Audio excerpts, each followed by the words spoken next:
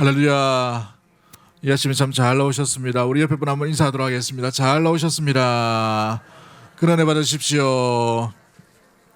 오늘 우리 설교를 말씀을 듣기 전에 짧은 우리 영상이 하나 있는데 영상을 한번 보도록 하겠습니다.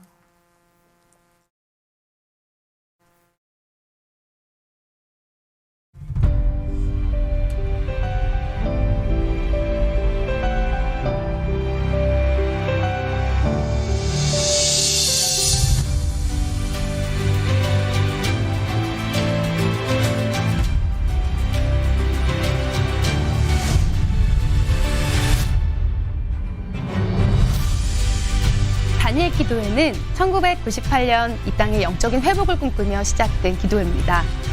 해마다 성도들이 함께 모여 말씀을 붙들고 성령의 인재를 체험하는 다니엘 기도회는 한국 교회를 대표하는 부흥과 회복의 기도회로서 국경과 언어를 뛰어넘어 전 세계 열방을 품는 기도회로 성장했습니다.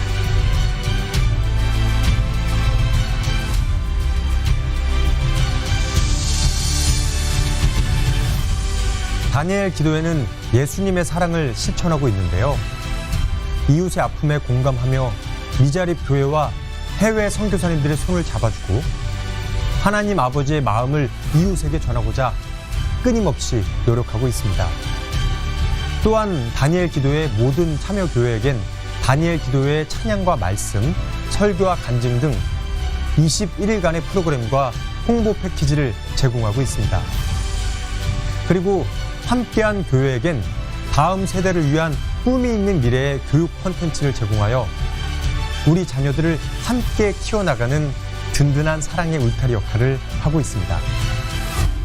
기도회에 참여한 수많은 교회들이 말씀과 기도의 능력, 은혜와 회복을 경험하고 있습니다. 하나님께서 다니엘 기도회로 모든 교회와 성도님들을 초대하고 계신데요. 그 부르심에 응답할 때 하나님의 일하심과 놀라운 기적을 체험하게 될 것입니다. 자, 여러분도 준비되셨죠? 다니엘 기도회에서 하나님의 살아계심을 경험하고 간증의 주인공이 되어보세요. 열방을 품는 하나님의 사랑을 흘려보내는 간증의 주인공이 되는 다니엘 기도회. 간증의 주인공은 바로 당신입니다. 사랑과 긍휼이 사라져가는 이 마지막 때 하나님께서는 우리를 기도의 자리, 연합의 자리로 부르고 계십니다. 하나님의 영광을 위해 하나가 되는 우리를 통해 세상은 다시 주님을 바라보게 될 것입니다. 말씀의 검, 믿음의 방패를 붙들고 우리 다니엘 기도회에서 함께 만나요.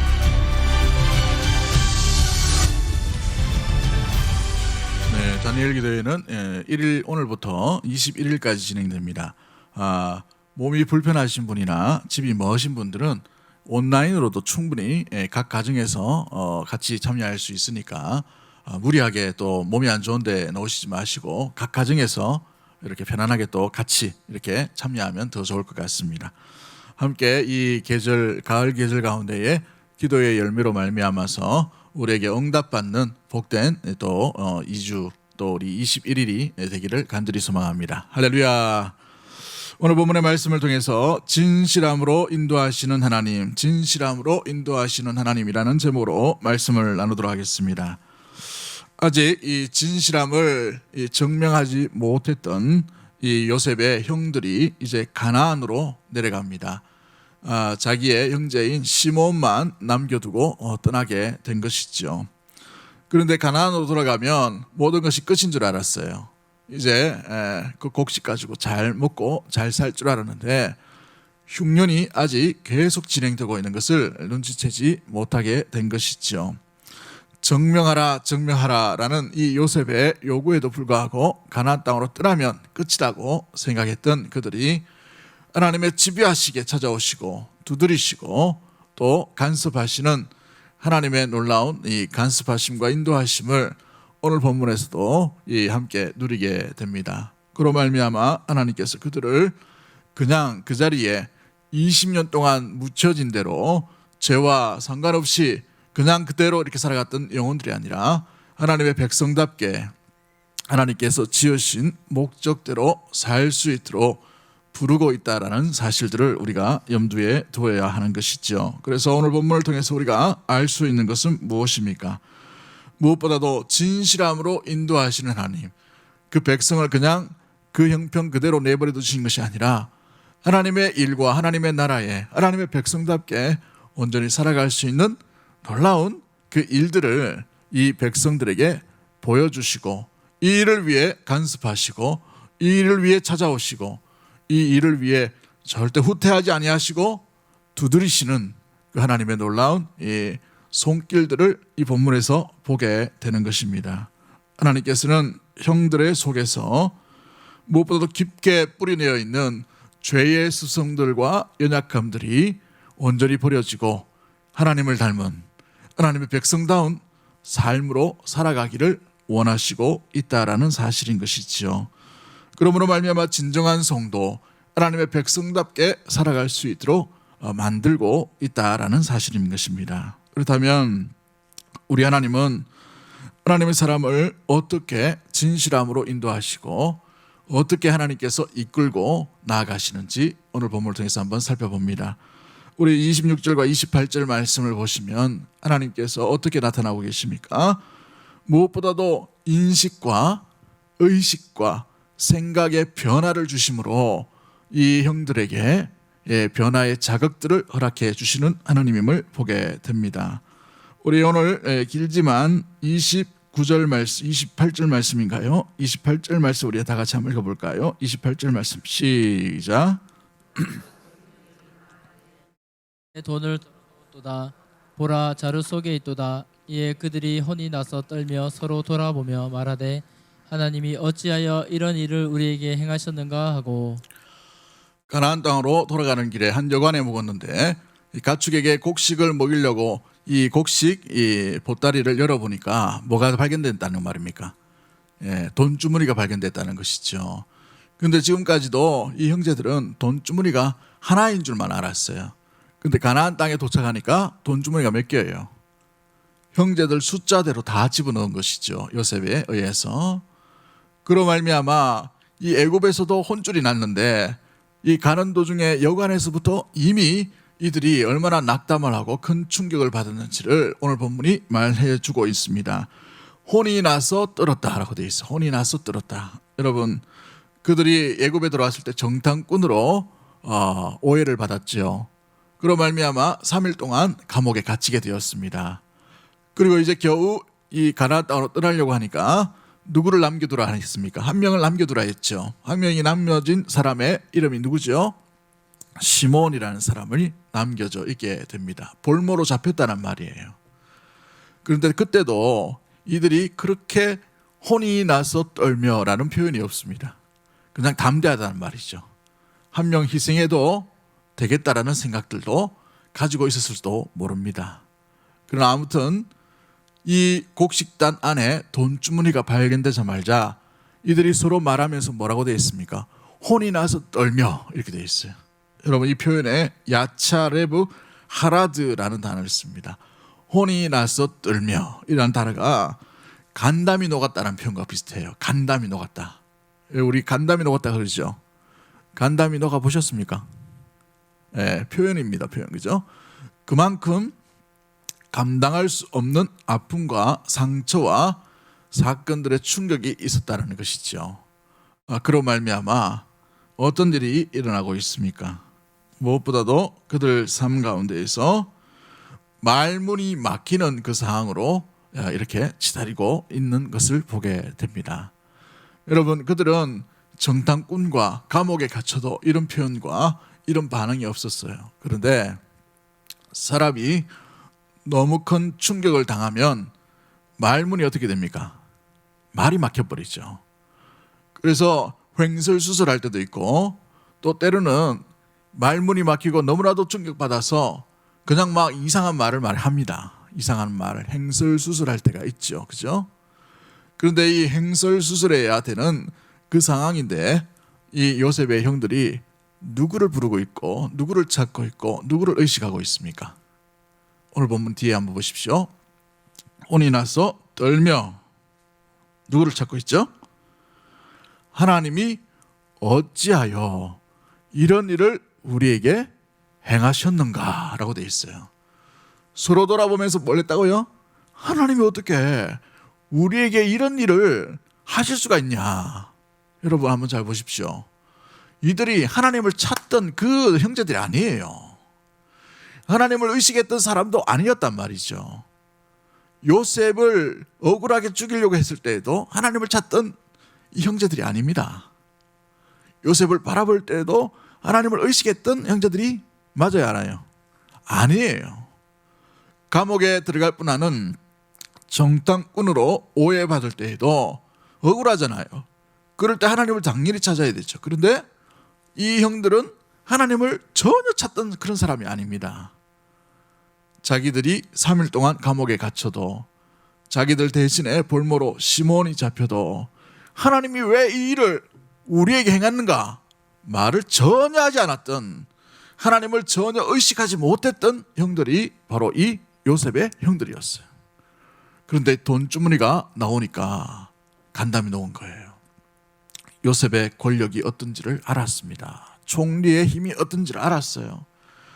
도덕으로 몰리면 자기들뿐만 아니라 자기의 모든 가족까지 죽임을 당할 수 있는 그런 놀라운 큰 권력을 가지고 있는 사람이 애굽을 다스리는 2인자였다는, 이 총리라는 것을 알고 있었다는 말이죠. 이 권세 앞에 이들이 도둑으로 몰리자 말자 혼이 나서 간담이 떨어지고, 그리고 나한테 하나님이 어찌 우리에게 이와 같이 하실 수가 있는가라고 이렇게 표현하고 있는 것입니다. 어찌 보면 절망 가운데에서 그 한숨 소리와 같은, 부르짖는 소리와 같은 모습들이겠지만 단순히 한숨의 소리가 아니에요. 이들이 이제 이 큰 시험 앞에, 큰 낙담 앞에, 간담이 녹아지는 그것 앞에 누구를 의식하고 있는 것입니까? 하나님을 의식하고 있다는 것이죠. 이건 놀라운 변화 가운데 일어나는 것입니다. 하나님을 찾는다, 하나님을 떠오른다, 하나님을 기억한다, 하나님을 의식하고 하나님을 인식하고 하나님의 뜻을 분별하려고 시도하고 있다는 사실이죠. 이것이 이들의 삶의 놀라운 변화로 부르시는 하나님의 손길이었다는 것입니다. 그 이전에 우리가 지난주에 살펴봤던 것처럼 르우벤과 그 형제들이 서로 이야기할 때 뭐라고 얘기합니까? 그 죄 때문에 우리가 빚값을 받는구나 라고 이렇게 얘기합니다. 또한 서로 죄에 대해서 이야기하며 죄의식이 생겼어요. 이제 또 나아가서 어떤 변화가 일어납니까? 생각 속에, 자신들이 일어났던 모든 사건 속에 하나님이 개입하고 계시는구나라는 것을 떠오르게 되었다는 것입니다. 부정적인 의미이겠지만 그러나 하나님이 살아계심을 처음으로 이 형제들이 의식하고 생각하고 또 분별하고 있다라는 사실인 것이죠. 이것은 성도에게 굉장히 중요한 출발점 가운데 있는 것입니다.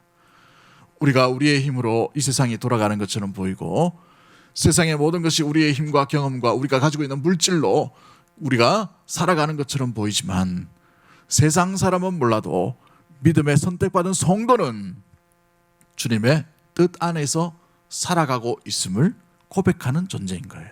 믿으십니까? 그로 인하여서 믿음의 성도는 어떤 일을 하든지 누구를 의식해야 되는 것입니까? 하나님을 의식해야 되는 것이죠. 온 천하 만물을 다스리시고 천지를 지으신 그분이 나의 삶도 뭐하고 계시는 거예요? 주관하고 계시고 보호하고 계시고 이끌고 계시고 인도하고 계시고 동행하고 계시고 함께 하시고, 할렐루야. 그런 하나님을 의식하고 인식하는 것이 성도의 출발점이 되기 때문에 그러한 것입니다. 이들은 이제 본격적으로 성도의 삶과 생각들을 시작하게 되었다는 것이죠. 이 유사한 단어가 이 의식한다라는 단어를 이렇게 찾아보니까 각성한다라고 되어 있더라고요. 각성한다. 누구를 각성합니까? 하나님에 대해서 각성하는 거예요. 그 속에서 하나님을 떠오르게 되었다는 말이죠. 이것은 소망이요, 이것은 희망이요, 이것은 변화와 회복의 첫 발걸음과 같은 것입니다. 사랑하는 성도 여러분, 우리가 어떤 난처함을 당하고 공경에 처할 때에 어떤 일을 하거나 어떤 삶의 모습들 가운데 나아갈 때에 우리가 예기치 못한 일들이 우리 삶 가운데 일어날 충분한 가능성이 많아요. 이와 같이 코로나 사태가 우리나라 가운데 전 세계적으로 퍼질 줄 어떻게 알았습니까? 사스와 메르스와는 비교할 수 없이 마스크 쓰고 이렇게 예배드리는 이 시간을 어떻게 우리가 상상이나 했습니까? 요즘 보니까 이 마스크도 방독면 마스크가 있더라고요. 전체를 다 덮어버려요. 아예 얼굴 이 전체를. 그래서 투명 유리 안에 이렇게 얼굴을 넣어놓고 산소호흡기 비슷한 걸 이렇게 해가지고 이렇게 방독면 같은 마스크가 유행을 한다 하더라고요. 외국에서는. 아무튼 이런 세상 누가 꿈꿨습니까? 여러분, 세상을 다스리시고 세상을 주관하시는 분은 성도의 삶도 주관하고 있음을 철저하게 인식하고 믿어야 될 줄 믿습니다. 세상과 시간과 역사는 하나님이 지으신 대로 흘러가게 되어 있어요. 그렇다면 성도는 우리의 삶도 하나님께서 하나님의 놀라운 그 개입하심과 인도하심으로 말미암아 하나님의 뜻에 따라 살아간다는 것, 하나님의 뜻에 따라 인도함을 받는다는 것을 결코 놓치지 않는 믿음의 모든 성도가 되어야 될 줄 믿습니다. 그런데 죄인은요, 그 하나님을 의식하지 못해요. 죄인은 하나님을 떠오르지 못한다는 말이죠. 로마서 1장 21절 말씀에 어떻게 되어 있습니까? 로마서 1장 21절 말씀에 하나님을 알지만 알되 같이 볼까요? 시작. 하나님을 알되 하나님을 영화롭게도 아니하며 감사하지도 아니하고 오히려 그 생각이 허망하여지며 미련한 마음이 어두워졌나니. 그렇죠. 생각 속에서 마음이 허망하여짐으로 말미암아 하나님을 떠올 수가 없어요. 이게 죄인의 특징입니다. 그러나 성도는 아무리 고통이 있다 하더라도, 아무리 어려움이 있다 하더라도, 아무리 곤란한 난처한 상황 가운데 있다 하더라도 가장 먼저 떠올려야 될 그 분은 누구입니까? 하나님이셔요. 하나님. 하나님이 왜 이런 일을 하셨을까? 왜 내게 이런 고통을 주셨을까? 왜 내게 이런 어려움을 주셨을까? 때로는 답을 얻지 못할 때도 있어요. 이 땅 가운데서. 그러나 그 뜻은 우리에 대한 저주가 아니라 우리를 향하신 회복과 변화를 요구하시는 하나님의 놀라운 선물이 될 수 있다는 사실을 결코 잊지 않는 믿음의 모든 가족들 되기를 주의 이름으로 간절히 축복합니다. 하나님께서 우리에게 주시는 책찍은요, 우리가 그냥 멸망과 저주 가운데 내버려 두시기 위한 그런 목적이 아니라 하나님의 백성답게 하나님의 은혜 가운데 살아가는 성도답게 세워가시는 놀라운 회복의 길이요, 또 주님께서 원하시는 그 뜻대로 부르시는 진실함 가운데 날마다 나아가기를 원하시는 하나님의 부르심이라는 사실을 잊지 않는 믿음의 모든 가족들이 되기를 원합니다. 그러기에 성도의 위기는 곧 하나님의 일하심과 개입하심의 시작임을 우리가 의심하지 아니하고 믿고 믿음으로 나아갈 수 있게 되기를 간절히 소망합니다. 할렐루야. 이 변화가 있어야 되는 거예요. 인식의 변화. 여러분은 어떻습니까? 주님을 따르고 주님을 섬기고 예배하는데 가장 먼저 하나님의 일하심과 하나님의 모든 것들을 다스리심과 하나님께서 우리를 주관하고 계심과 이것을 의식하며 살아가고 있나요?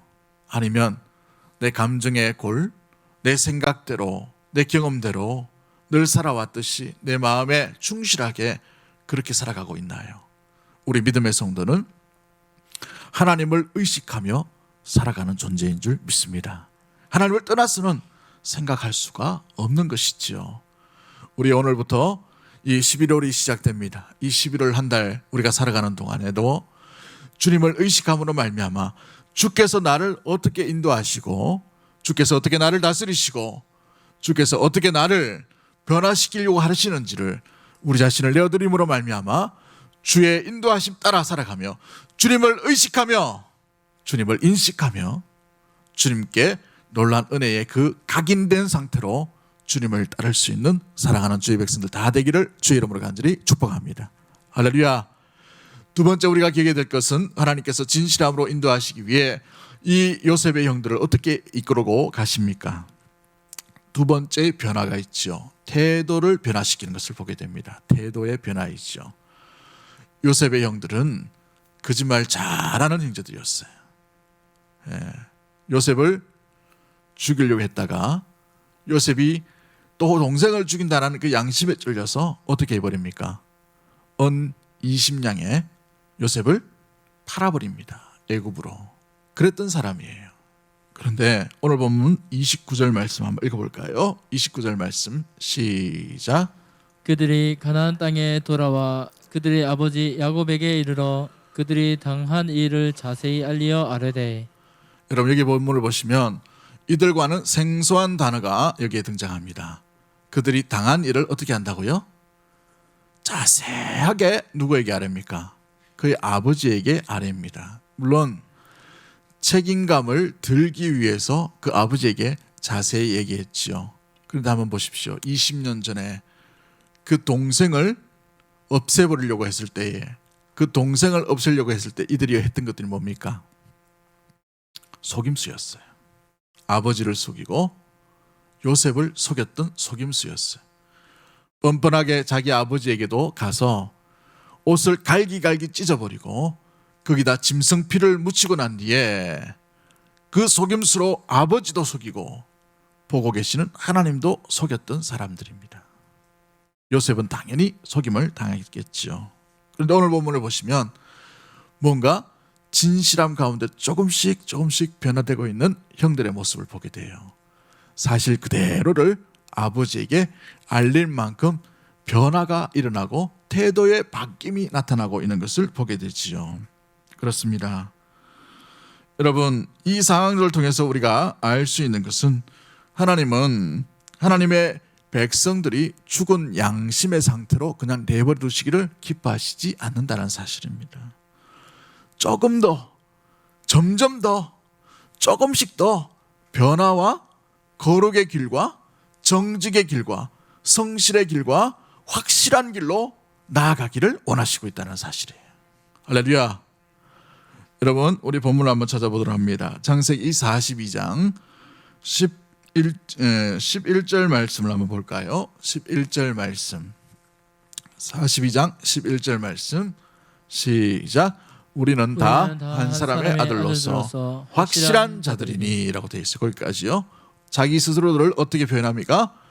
우리는 거짓말할 줄 모르는 사람입니다 라고 이렇게 지난주에 살펴봤죠. 15절 말씀을 한번 찾아봅니다. 15절 말씀 시작. 너희는 이같이 하여 너희 진실함을 증명할 것이라 라고 되어 있어요. 그렇다면 너희 안에 거짓이 없음을 증명해보라 라고 요셉이 이야기합니다. 요셉의 요청 앞에 이들의 삶은 지금 이 애굽에서의 삶도 마찬가지고 가나안에서의 삶도 마찬가지지만 계속해서 이 확실함을, 거짓이 없음을 증명하는 삶으로 몰고 가시는 하나님의 놀라운 손길들이 여기에 담겨져 있는 것입니다. 동생이 잡혀 있어요. 20년 전 기억이 떠오르게 됩니다. 그로 말미암아 자기 아버지 앞에서 거짓말을 할 수 없을 만큼 몰아가시는 하나님 앞에 그들의 삶이, 그들의 인격이, 그들의 말이 조금씩 변해가는 것을 보게 되는 것이죠. 그렇습니다. 또 나오죠. 16절 말씀을 한번 봅니다. 16절 말씀 보시면 중간절에 너희 중에 진실이 있는지 뭐 한다고 되어 있어요. 보리라 라고 되어 있어요. 보리라. 이건 권력을 통해서 이 요셉이라는 총리를 통해서 너희 진실함을 보리라 라고 이렇게 주목하고 관찰하겠다는 말이죠.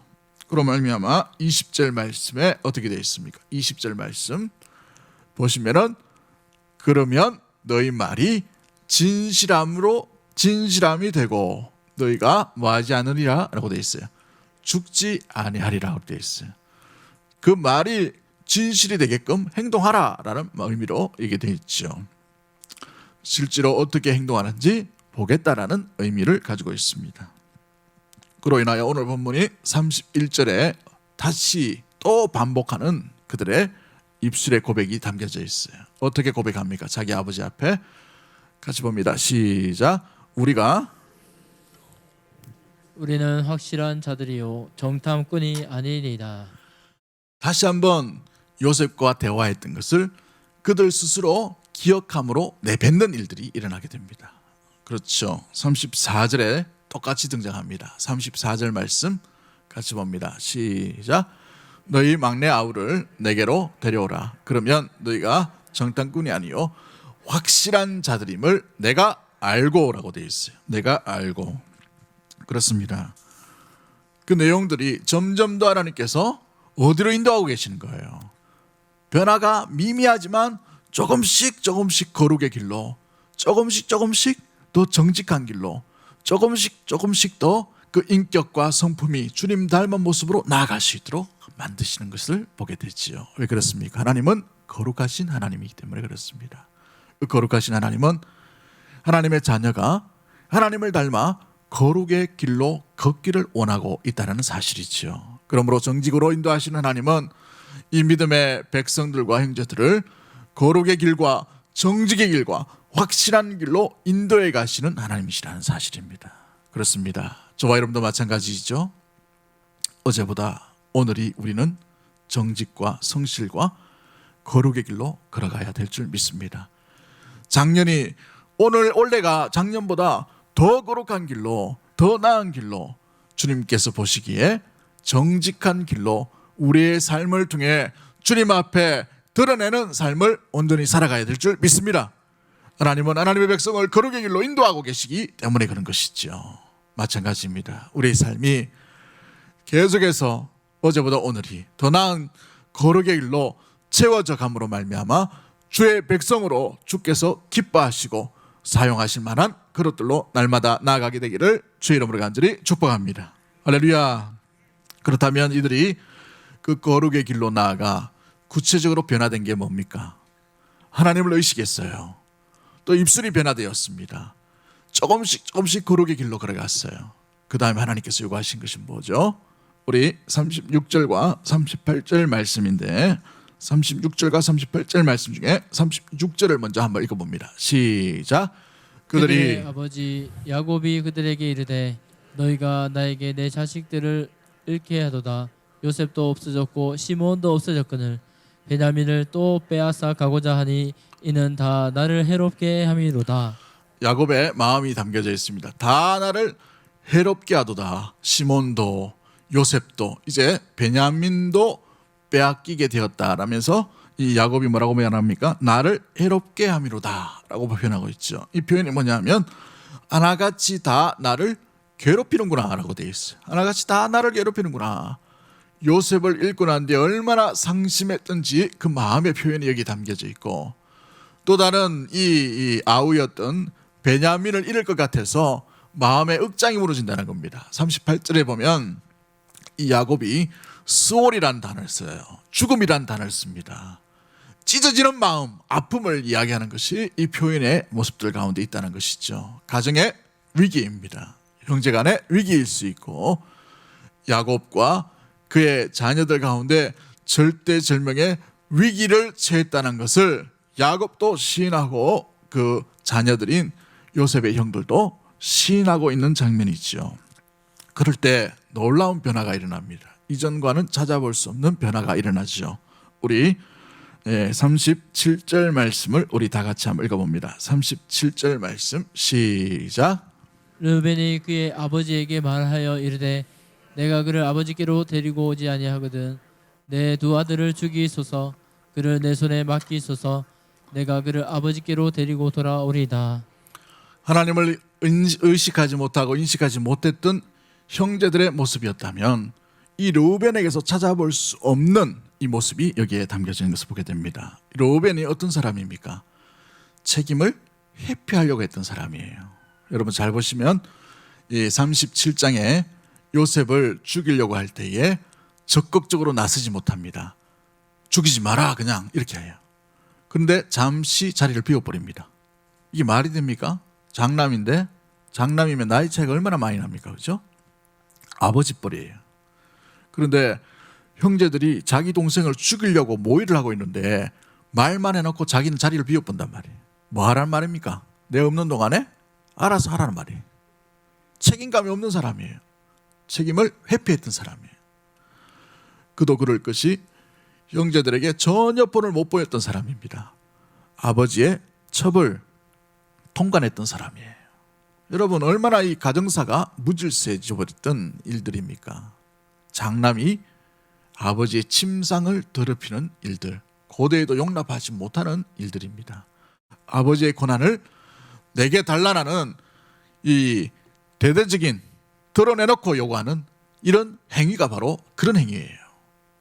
압살롬이 자기 아버지였던 다윗을 그렇게 했죠. 이 행위가 그런 행위란 말이죠. 어찌 보면은 본받지 못하고 덕이 없고 책임지려 하지 아니하고 또 이 애굽에서 어떻게 합니까? 내가 그렇게 그 아이에게 죄를 짓지 말라고 했지 않냐? 남의 탓을 하며 죄의 전가를 시켰던 사람이 르벤이었어요. 근데 르벤이 어떤 변화를 일으킵니까? 37절 말씀에 그를 아버지에게로 데려오지 아니하면 내 두 아들을 뭐라고 되어 있어요? 죽이소서라고 되어 있어요.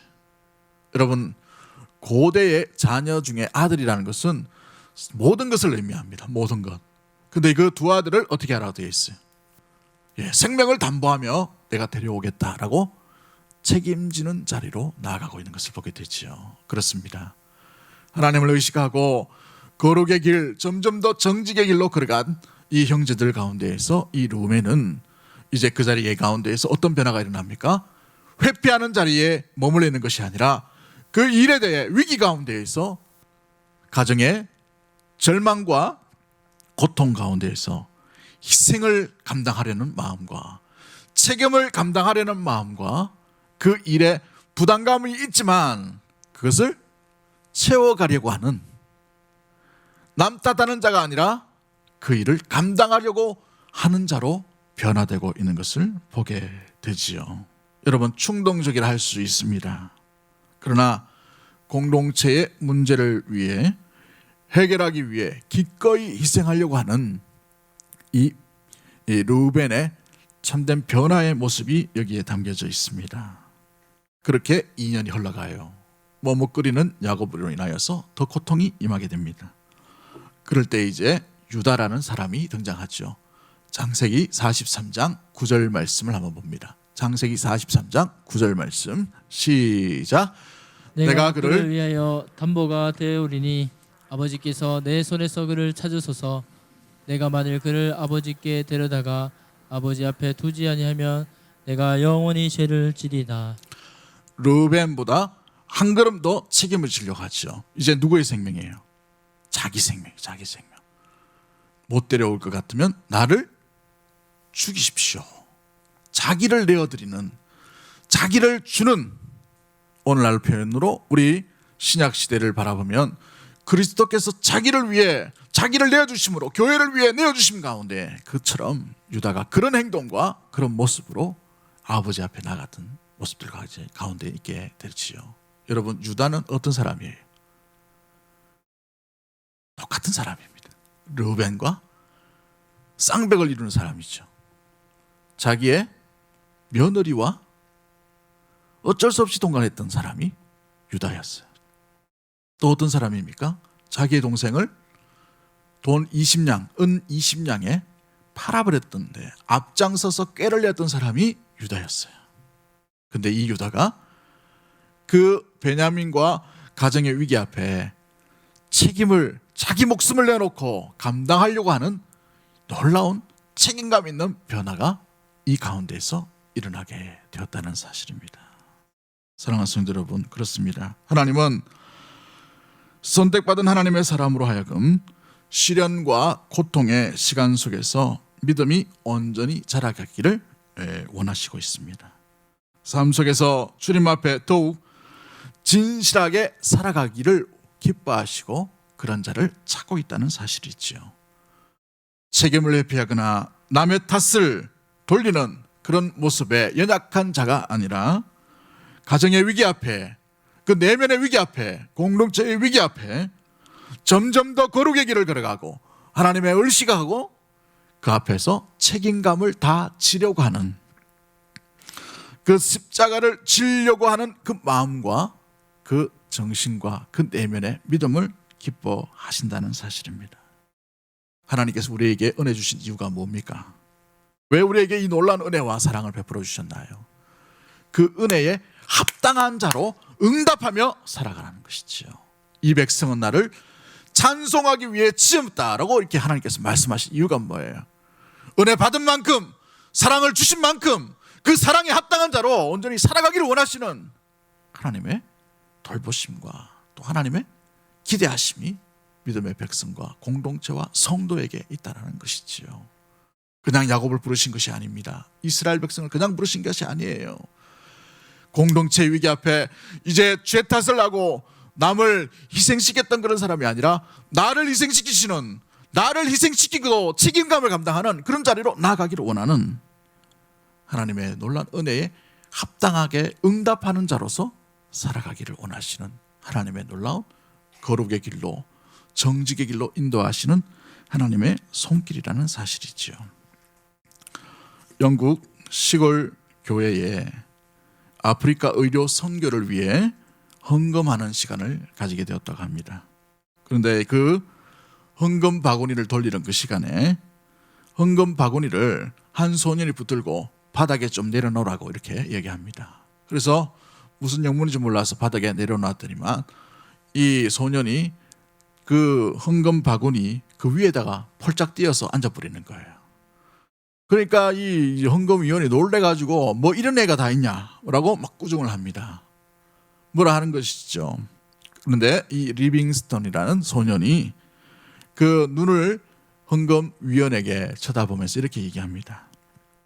저는 바칠 돈이 없습니다. 그렇지만 나 자신을 아프리카를 위해 몽땅 바칩니다.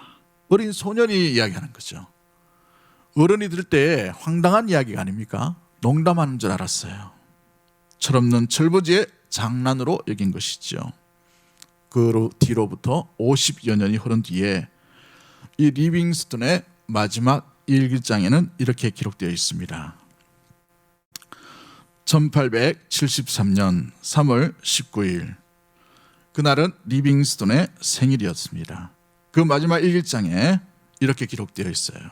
오늘은 나의 생일이다. 나의 예수여, 나의 왕이여, 나의 생명이여, 나의 모든 것이여, 오늘을 기하여 다시 나를 드립니다. 자비하신 아버지, 나를 받아주소서.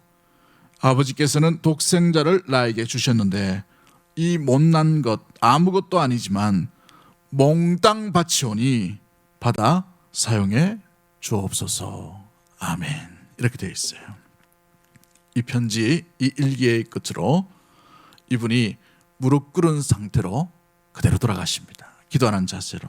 그 하인이 발견했는데 평소의 말대로 그의 심장은 아프리카 잠비아에 묻히게 되고 그의 시신은 영국의 웨스트민스터 사원에 안치되게 됩니다. 그 묘비명에 이렇게 되어 있어요. 이 사람은 다른 말이 필요 없다. 그는 하나님의 사랑에 응답하며 살고 응답하다가 죽었다. 되어 있어요. 하나님께서 우리에게 주신 놀라운 은혜의 사랑과 또 인도하심과 그 십자가의 놀라운 은혜, 그것을 저와 여러분이 받았습니다. 그 받은 하나님의 놀라운 은혜를 우리는 어떻게 응답하며 살아가고 있나요? 하나님을 의식하며 살아가고 있으십니까? 오늘도 점점 더 거룩의 길로, 무엇보다도 정직의 길로, 확실한 길로 주님께서 뜻하신 그 삶의 모습으로 한 걸음 한 걸음 걸어가고 계십니까? 아니면 정반대의 방향으로 걸어가고 있나요? 하나님께서 맡기신 시간과 하나님께서 감당하게 해주신 은사와 하나님께서 같이 모이게 하신 공동체와 가족과 여러 가지 삶 속에서 우리는 책임을 회피하는 자로 나아가고 있는 것은 아닌가? 우리의 삶에 어떤 경우도 십자가를 감당하고 책임감 있게 그것을 감당하려고 우리 자신을 내어주려고 하는 그런 심령과 성도로 살아가고 있는지 우리 자신을 한번 돌아보기를 원합니다. 바라고 소망하는 것은 주님이 부르신 그대로 책임감을 감당하며 거룩의 길로 오늘도 내일도 또박또박 걸어가며 또 하나님을 어떤 삶 속에서 놓치지 아니하고 의식하며 살아가는 이 11월 한 달 우리에게 주신 귀한 결실의 계절이 되기를 주의 이름으로 간절히 축복합니다. 우리 이 시간에 찬양 하나 할까요? 찬양할 때에 그의 빛 안에 살면 갈 길 인도하시리. 우리 믿음으로 한번 고백합니다.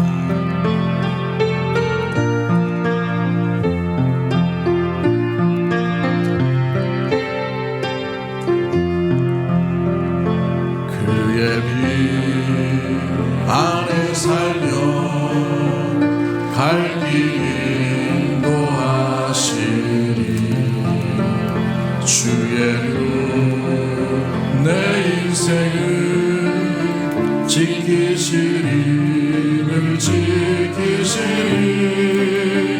죽음의 골짜기로 주의 손 굳게 잡고 담대하게 나아가며 밝은 아침 보게 되리. 주 앞에 소리를 높여 그 사랑 찬양하리. 온 땅에 주의 사랑 전파이라. 외치리.